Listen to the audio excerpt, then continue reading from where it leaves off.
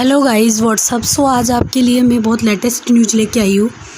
बहुत ही ज़्यादा latest news है, आप सबके लिए बहुत ही इम्पोर्टेंट होने वाली है कि नई शिक्षा की जो नई रीति रणनीति बनाई है हमारे देश में, जो नई शिक्षा नीति घोषित करी है, उसके अंदर क्या क्या बदलाव किए गए हैं उसके बारे में आपको मैं पूरी डिटेल से ये न्यूज़ देने वाली हूँ।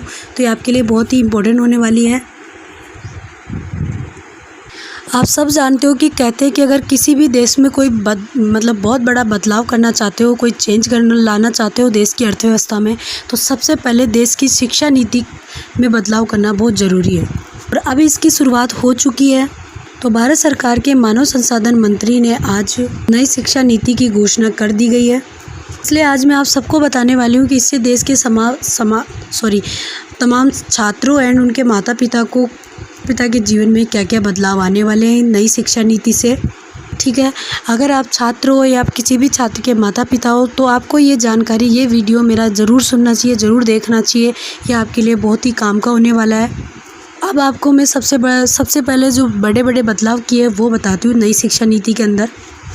अब तक आप सब जानते हो कि भारत की शिक्षा नीति 10+2 के फॉर्मेट पर चलती थी, लेकिन अब इसे 5+3, 3+4 में बांटी गई है। इसके तहत स्कूल के पहले 5 वर्षों की जो भी पढ़ाई है वो फाउंडेशन कोर्स के रूप में होगी। इस दौरान छात्रों के लिए मजबूत नींव तैयार की जाएगी और पहले 5 वर्ष की जो पढ़ाई होगी वो फाउंडेशन स्टेज रहेगी और पहली दूसरी कक्षा शामिल होगी। प्री प्राइमरी के अंदर 3 वर्ष होंगे जिसमें पहली दूसरी कक्षा शामिल होगी और दूसरी कक्षा का एक वर्ष शामिल होगा। ठीक है, यानी कि प्री प्राइमरी के 3 साल और पहली और दूसरी कक्षा के 2 साल। इसके तहत बच्चों को खेल कूद और अन्य गतिविधियों के तहत पढ़ाई की जाएगी। यानी कि इसका कहने का मतलब ये है कि जो प्री क्लास वाले बच्चे हैं, छोटे बच्चे हैं, इनके लिए किताबों का बोझ कम हो जाएगा और उनको खेल कूद में नई गतिविधियों के माध्यम से पढ़ाई करवाई जाएगी। इसलिए हम कहेंगे कि जब छोटे बच्चे स्कूल में जाएंगे और अपनी शिक्षा की यात्रा को आरंभ करेंगे तो वो बहुत ही किस्मत वाले होंगे। इसके बाद अगले 3 साल यानी कि 3 से 5वीं तक की जो पढ़ाई है, कक्षा 3 से लेकर 5वीं कक्षा तक की पढ़ाई है, वो छात्रों के भविष्य को तैयार होगा, छात्र भविष्य के लिए तैयार किया जाएगा। और इसके तहत ही छात्रों का हम परिचय कराएंगे, जैसे कि विज्ञान हो गया, गणित हो गया, कला हो गया, सामाजिक विज्ञान जैसे विषय पढ़ाए जाएंगे और अगले 3 साल मिडिल स्टेज माने जाएंगे।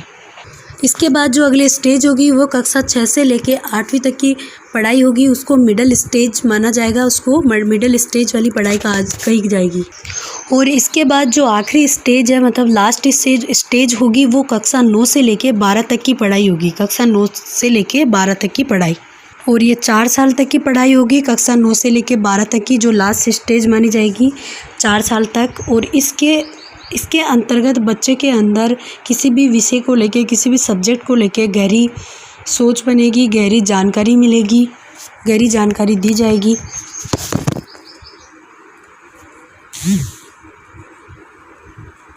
उनकी विश्लेषण क्षमता को बढ़ाया जाएगा और उनको जीवन में बड़े लक्ष्य निर्धारित करने की क्षमता पैदा की जाएगी।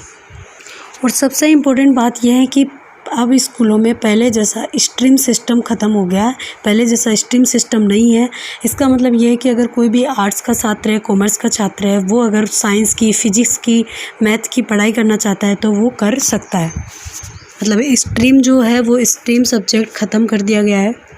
ठीक है, तो आपको एक ख़ास पूल बनाकर आपके लिए तैयार किया जाएगा और उसके अकॉर्डिंग ही आप, जैसे कि आर्ट्स वाला सब्जेक्ट है वो बायो पढ़ सकता है, कॉमर्स पढ़ सकता है।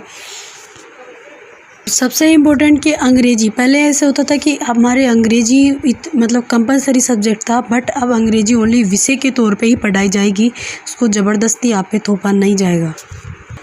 और 6ठी कक्षा में पहुंचने के बाद छात्रों को कंप्यूटर कोडिंग सीखने का मौका मिलेगा। यानी कि भारत के जो छात्र हैं वो चीन जैसे देशों की तरह यहाँ के छात्र भी छोटी उम्र में ही सॉफ्टवेयर आदि चीज़ें सीखने में माहिर हो पाएंगे। और कक्षा 6 से ही छात्रों को इंटर्नशिप का मौका भी मिलेगा। ठीक है, इसका मतलब ये है कि किसी भी छात्र को अगर उसकी कोई रुचि है, कोई हॉबी है, तो उसके लिए विशेष रुचि होने पर उसको प्रैक्टिकल ट्रेनिंग मिलेगी और उसके लिए ख़ास तैयारी करवाई जाएगी। रमेश पोखरिया जी ने कहा है कि शिक्षा नीति में इतना बड़ा बदलाव, इतना बड़ा विचार आज तक कहीं नहीं हुआ है पूरी दुनिया में। ये हमारे देश के लिए बहुत बड़ी शिक्षा नीति है, बहुत बड़ी नई शिक्षा नीति है।